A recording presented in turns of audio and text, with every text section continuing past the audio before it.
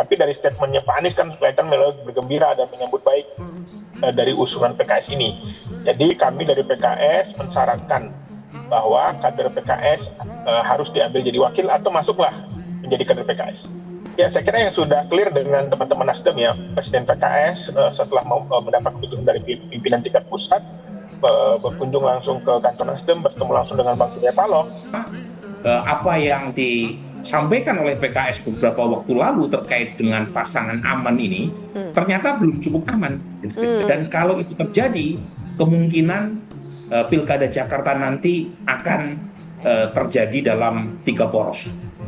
Madu, salah satu obat paling mujarab, insya Allah. Sedia madu ternak dan madu hutan. Dihasilkan oleh lebah dari nektar bunga asli, bukan dari gula yang dimakan lebah. Proses higienis, kemasan praktis dan elegan. Garansi Rp1.000.000 jika terbukti madu kami tidak asli. Terbaik, madu kelanceng, dari lebah spesial. Hubungi. Mengatakan bahwa keputusan ini, langkah ini bisa jadi blunder karena ketika sudah ditetapkan pasangan aman ini kemudian menghindarkan partai-partai lain untuk bisa merapat dan juga berkoalisi. Saya kira wajar saja ya, semuanya tergantung dari Mas Anies, apakah beliau akan menerima dengan begitu saja usulan dari PKS. Tapi dari statementnya Pak Anies kan kelihatan bergembira dan menyambut baik dari usulan PKS ini. Jadi kalaupun teman-teman PKB ingin bergabung, PDI ataupun dari partai lain, saya kira boleh-boleh saja. Tapi kami dari PKS mensyaratkan bahwa kader PKS harus diambil jadi wakil atau masuklah menjadi kader PKS. Bang Iqbal, partai mana saja yang sudah diajak bicara oleh PKS? Ya, saya kira yang sudah clear dengan teman-teman Nasdem ya, Presiden PKS setelah mendapat keputusan dari pimpinan tingkat pusat, berkunjung langsung ke kantor Nasdem, bertemu langsung dengan Bang Surya Paloh. Dan beliau setuju dengan nama Pak Sohibul Iman, karena Pak Sohibul Iman ini juga bukan orang baru bagi Pak Surya Paloh ya, bagi Nasdem, pernah menjadi presiden PKS dan beliau juga memiliki hubungan emosional yang baik. Jadi menurut saya memang sama ini mungkin dari tingkat pusat masih PKS dan Nasdem. Oke, Pak Huda, PKB kan kabarnya awalnya mendukung Pak Anies Baswedan untuk bisa menjadi calon gubernur Jakarta. Tapi ketika kemudian sekarang PKS sudah mengunci nih pasangannya, bagaimana PKB tanggapannya? Enggak, ini dinamis saja. Tapi pada konteks misalnya teman-teman PKS memborong 2 figur sekaligus, itu yang kira-kira kurang menarik pada konteks dalam rangka uluran tangan membangun mitra koalisi. Kenapa Pak Huda? Kenapa kok nggak menarik? Karena itu. Nah, ketika sudah langsung dijodohkan dengan Mas Anies, itu yang kira-kira kurang menariknya. Bagaimana kemudian PKB kabarnya kan awalnya mendukung Pak Anies, ternyata belum juga sebenarnya, begitu Pak Huda? Terlepas semua manuver dan apa yang sudah dilakukan oleh teman-teman PKS, PKB memang masih dalam proses internal. Menyangkut soal manuver PKS itu, bahwa di saat partai yang tidak punya golden ticket, semestinya tidak menggunakan cara memborong begitu, kira-kira begitu. Kami dalam pada posisi memang masih cair suasananya, jadi jangankan di koalisi yang kami ini, di Kim aja kan juga masih cair antara figur yang belum selesai. Baik. Apakah Ridwan Kamil akan maju atau tetap di Jawa Timur gitu, di Jawa Barat misalnya. Terlebih-lebih di Jakarta memang belum ada satupun partai yang punya golden ticket. Jadi menjaga fatsun politik dengan memegang konfigurasi kursi itu menjadi penting. Baik, Prof. Burhan, langsung saja, apa dampaknya ketika PKS mengumumkan pasangan aman ini? Apakah membuat kemudian partai-partai lainnya begitu berhitung untuk mundur ataupun juga balik kanan, atau sebenarnya bagaimana dampaknya? Respon dari PKB terkait dengan manuver PKS belakangan ini. Jadi jelas Mas Saiful Huda itu menilai positif langkah PKS ketika mencalonkan Sohibul Iman sebagai calon gubernur.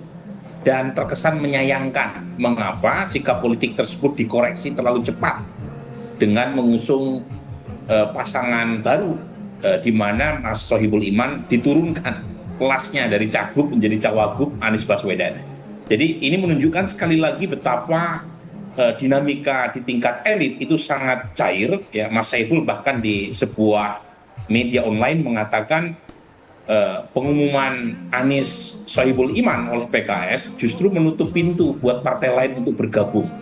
Jadi lagi-lagi ini satu indikasi kuat bahwa apa yang disampaikan oleh PKS beberapa waktu lalu terkait dengan pasangan aman ini ternyata belum cukup aman.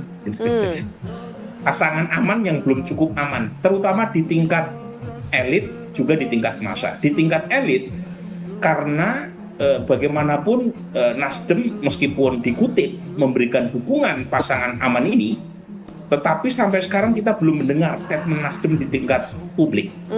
Dan tentu saja bukan sekedar statement di tingkat publik, Putri. Dukungan Surya Paloh terhadap paket aman ini itu harus diwujudkan dalam tanda tangan Ketua Umum dan Sekjen di KPUD dalam konteks pendaftaran. Dan itu masih panjang. Jadi makanya saya mengatakan pasangan aman belum cukup aman. Karena bisa saja berubah.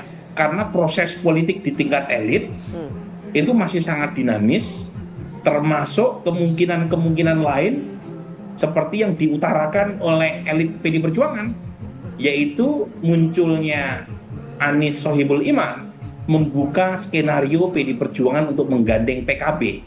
Dan kalau itu terjadi, kemungkinan Pilkada Jakarta nanti akan terjadi dalam 3 poros. Bang Iqbal, kalau tadi katanya Pak Huda nggak menarik pilihan ataupun juga pasangan aman ini. Nah, tadi juga Prof. Burhan mengatakan ini adalah pasangan aman yang sebenarnya nggak aman juga. Karena dengan mengunci ini bisa dijauhi oleh partai-partai yang punya kemungkinan, punya kans untuk berkoalisi bersama PKS. Silakan Bang Iqbal. Saya kira dari pandangan PKS tentu saja analisa media kami justru 94% hadirnya Pak Sohibul Iman jadi Cawagup itu justru sangat positif trennya berbanding Pak Sohibul Iman jadi Cagupnya. Ini ada 2 analisisnya. Kemudian 2 adalah semangat kader kami double, triple bahkan ya. Kader-kader PKS di semua lini, DPR, DPC, DPD itu luar biasa semangatnya karena sudah lama kadernya tidak maju sebagai berkontestasi di Jakarta.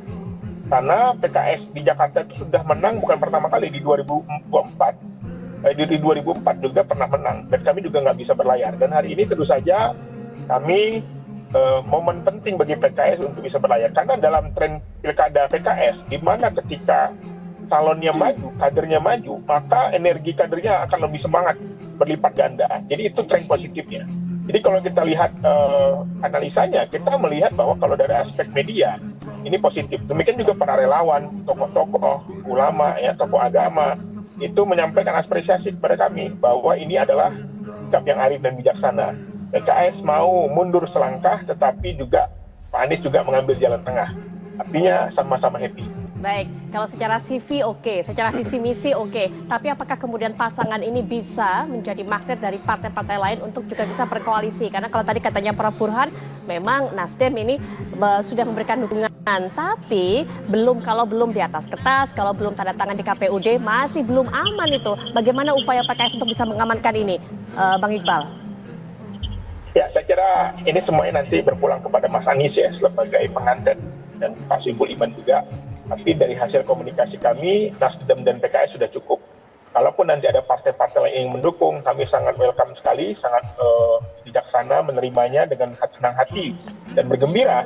Tetapi kami lagi-lagi pada kali ini yang sebagai partai pemenang Jakarta tentu saja memiliki strategi lain, yaitu bagaimana ingin pimpinannya, kadernya, seniornya itu juga bisa berlayar di ibu kota Jakarta saat ini. Baik, Mas Umam, kita sudah mendengarkan apa yang menjadi pernyataan dari Bang Iqbal, PKS, dan juga Pak Huda. Kalau dari Pak Huda katakan tadi, berarti artinya ini kemungkinan besar, seperti dikatakan oleh Prof. Burhan, bisa jadi PKB dengan PDIP malah ada poros ketiga, begitu? Iya, memang agak unik ini, statement dari Gus Huda itu bukan sekedar statement, tetapi sebuah sinyal politik yang cukup terang benderang, sekaligus juga bisa menjadi kopling bagi titik pisah antara PKB dengan Mas Anies.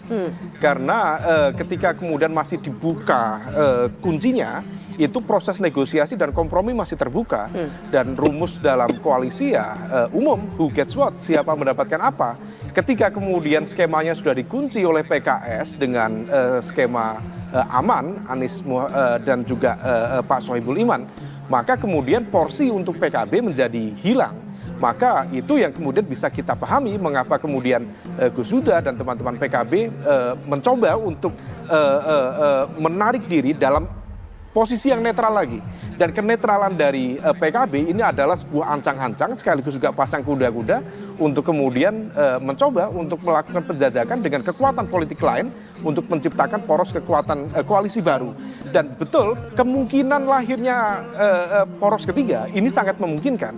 Kalau misal kemudian PDIP yang per hari ini juga masih belum menunjukkan keberpihakan, ada sisi kegamangan di sana, aspek ideologis, aspek kalkulasi politik di akar rumput, maka kemudian dengan bergandengan dengan PKB memungkinkan itu terjadi, dan angkanya 15 kursi dengan 10 atau 11 kursi cukup memenuhi syarat 20% threshold di Jakarta.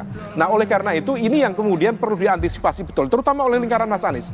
Karena kalau misalnya kemudian Mas Anies bisa mengkonsolidasikan basis kekuatan politik yang selama ini berada di belakangnya, maka itu akan berpotensi menjadi sebuah kekuatan yang solid untuk menggenerate kemungkinan menang lebih besar. Tetapi kalau misal kemudian PKB lepas, maka ada mesin politiknya agak pincang pada level DKI Jakarta.